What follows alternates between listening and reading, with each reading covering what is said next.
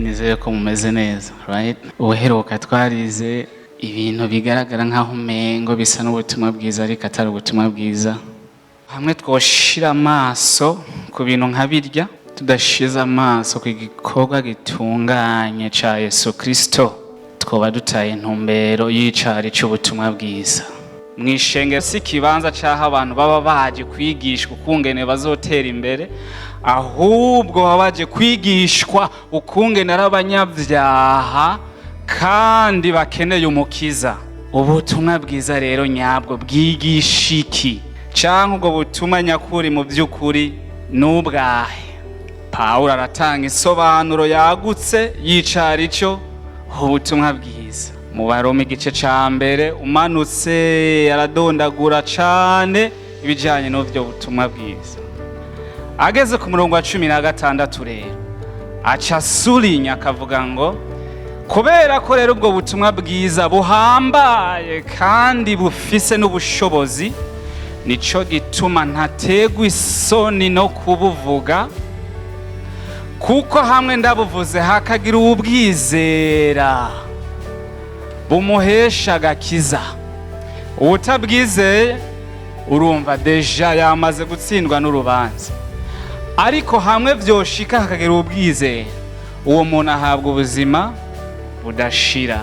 Ico ubutumwa bwiza bwigisha yuko muri Kristo ariho honyene tubonera agakiza, apana ibikorwa, apana utwigoro, apana 90% vya Kristo hama 10 vyacu, 100% agakiza tukabonera muri Kristo biciye mu kwizera. Twese de toute façon twakuze twigisha umugani w'umwana w'icangazi.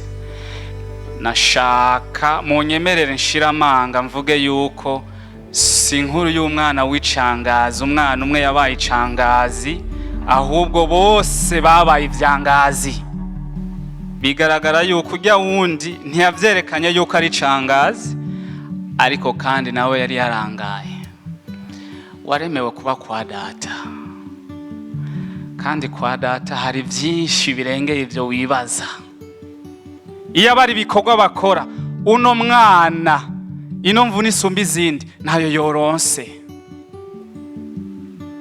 kuko se yaca amubwira nti Luke, nakugiriye neza, naguhaye ibifaranga wansavye, naguhaye amatongo, warayononye. Kubw'ivyo ko wayononye, ngomba ndaguterere mu kiyaga c'umuriro ushe.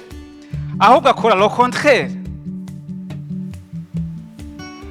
Uko niko agakiza turonka muri Kristo kameze. Atwambika ukwiye kugororoka, akaca duterura, akadushikiriza imbere ya data. Data yatubonye ntatubona mw'ivyaha, tubonamwo Kristo, akatubonamo kugororoka kwiwe.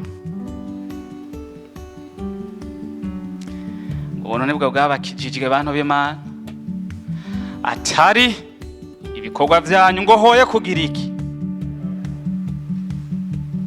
Iyo Kristo aduhaye agakiza kiwe, arakaduha koko, ntakaduha igice, akaduha kuzuye.